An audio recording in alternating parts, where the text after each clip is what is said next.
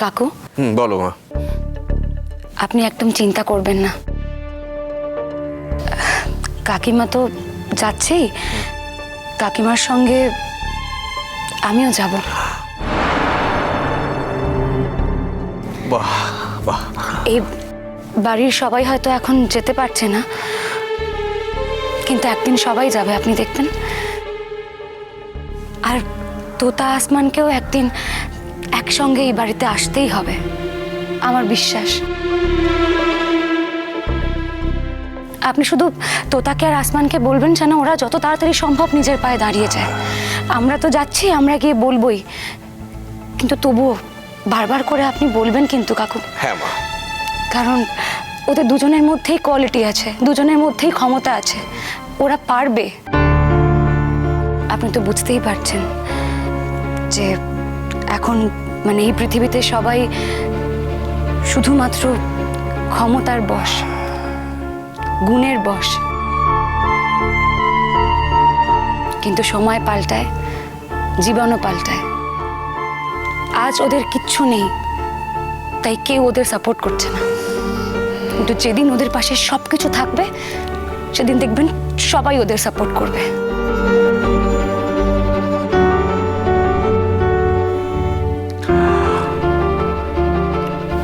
শোনো কোকোমা, তোমাকে আমি খুব স্নেহ করি, ঠিক কথা, কিন্তু তার মানে এই নয় যে তুমি জীবনের সবকিছু বুঝে গেছো।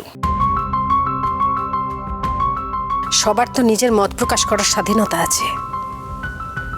তোমরা যেমন ওনাকে অপমান করছো, নিজেদের মনের ভাব বুঝিয়ে দিচ্ছ, বলছো যে যাবে না, সেরকম আমরাও বলছি আমরা যাব।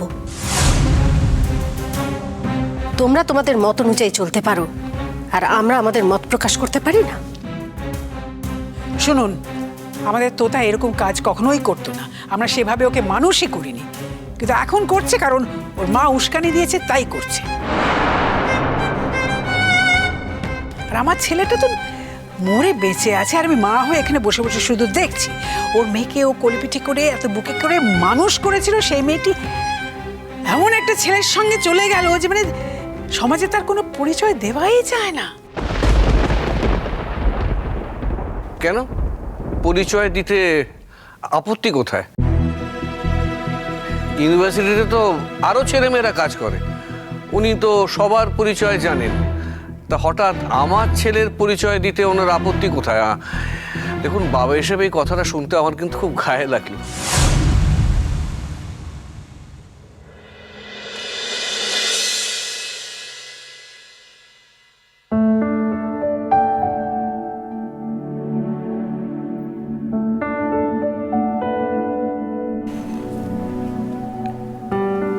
কি হলো? খুব কষ্ট হচ্ছে তাই না? কে বললো? কে আবার বলবে? দেখেই বুঝতে পারছি। আমি কি জানি না তুমি কোন বাড়িতে ছিলে, কিভাবে ছিলে? তো কিছু না, তোমার কষ্ট হচ্ছে সেটা আমি ভালোই বুঝতে পারছি। মানুষের সারা জীবনটা একরকম কাটে না, তোমারও কাটেনি, আমারও কাটবে না, এটাই স্বাভাবিক। খুব কষ্ট করে এখানে অ্যাডজাস্ট করে আছো, তার মধ্যে এই বাড়ির ভদ্রমহিলা তিনি তো খুব একটা ভালো ব্যবহার করছেন না তোমার সঙ্গে। ওটা আমাকে বুঝে নিতে দাও। আরে বাবা, সবই তো তোমার ওপরই ছাড়া রয়েছে, আমি নিজে থেকে আর কি করতে পারছি বলো? দেখো আসমান, তোমার যেটা করার তোমাকে সেটা করতে হবে। সেটা কি? বাহ, জানো না এজিফ, তোমাকে নিয়ে আমার কত স্বপ্ন আছে, সেগুলো তোমাকে পূরণ করতে হবে। চেষ্টা তো করছি। দেখো, চেষ্টা করা মানে চাকরি পেয়ে থেমে যাওয়া নয়, কিন্তু তুমি একটা পার্ট টাইমারের জব করছো এখন, কিন্তু আমি জানি তুমি একটা ফুল টাইমার, ইউনিভার্সিটিতে একটা ফুল টাইমার হতে পারো, ওই পোটেনশিয়াল তোমার আছে। আর তার জন্য তোমার যা যা করা দরকার, যে যে পরীক্ষা ক্লিয়ার করার দরকার, সেগুলো তুমি করো। Asman, I want to see you not as a part timer, but as a full timer. তোমার বাবাকে দেখানোর জন্য? কারুকে দেখানোর জন্য নয়,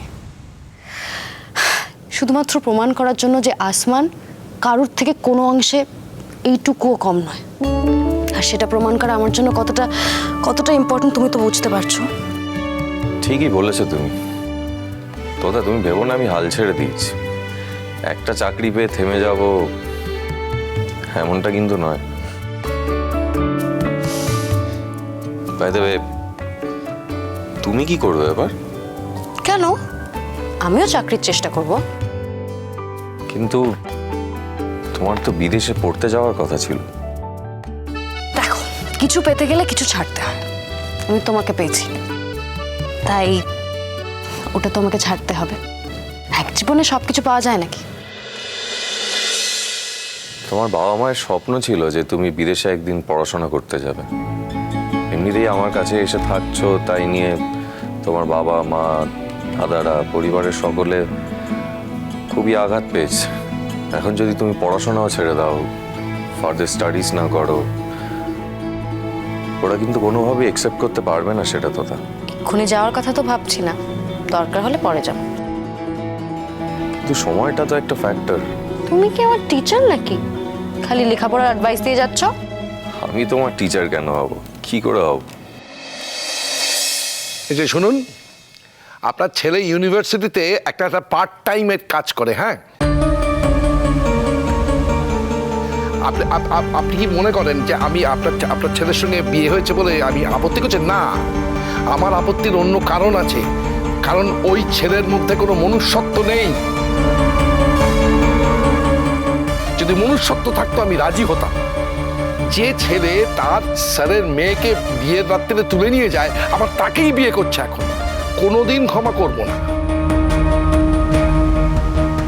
হ্যাঁ, আপনি বলতে পারেন যে আমার মেয়ে তো ওর কাছে গেছে। আমার সোজা সরল মেয়ে প্যাচ গোছে তো বড় করতে পারেনি, সেজন্য গেছে। কিন্তু আমি জানি ও মেয়ে ফিরে এলো বলে তখন তো আমাদেরই সামলাতে হবে। শুধু মাঝখান থেকে গায়ে দাগ লেগে গেল, সে দাগ দুবার আমার মেয়েটার বিয়েটা ভেঙে গেছে। দুবার। রূপের সঙ্গে তো বিয়েটা হয়ে যাচ্ছিল, হলো না কারণ আপনার ছেলের প্ররোচনায়। আপনি ভুল করছেন। আমার ছেলে কোনো রকম প্ররোচনা করেনি, ইনফ্যাক্ট যোগাযোগ করারও চেষ্টা করেনি। আপনার মেয়ে নিজের ইচ্ছেতে আমার বাড়িতে গিয়েছিল। অবশ্য ফেরার পথে ওর একটা অ্যাক্সিডেন্ট হয়, খুবই আনফর্চুনেট। কিন্তু এটা তো আপনি বুঝতে পারছেন যে আমরা ওকে জোর করে আমাদের বাড়িতে নিয়ে যাইনি। দেখুন, একদিক থেকে ভালোই হয়েছে। আপনার মেয়ে যদি আপনার পছন্দ করা পাত্রকে বিয়ে করতো, তাহলে কিন্তু সুখী হতো না।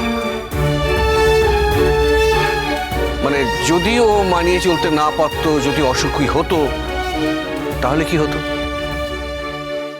শুনুন, সব আমাদের জানা আছে। ও কতদূর মানিয়ে নিতে পারবে আমাদের জানা আছে। থাক না, 3টে দিন থাক, পারবে ওই পরিবেশে ও থাকতে। ওখানে ওভাবে বড় করেছি আমরা ওকে। পারবে না আমার জানা আছে। সব নতুন অ্যাডভেঞ্চার ও সব বেরিয়ে যাবে। আচ্ছা, অনেক হয়ে গেছে এসব কথা। আমাদের নিজেদের কোনো কথা নেই? নিজেদের কথা আরো বাকি আছে নাকি? শুরুই তো হয়নি, বাকি থাকবে না তো কি? তুমি জানো তুমি আমাকে কতটা হার্ট করেছো? সরি। সরি? শুধু একটা সরি? এতদিন আমাকে কষ্ট দিয়ে একটা সরি বললেই সব মাফ হয়ে যাবে? আমি কি তাই বলেছি? বললে তো সরি। তো এখন আর কি বলবো আমি? তোমার কোনো ধারণা নেই তুমি আমাকে কতটা কষ্ট দিয়েছো।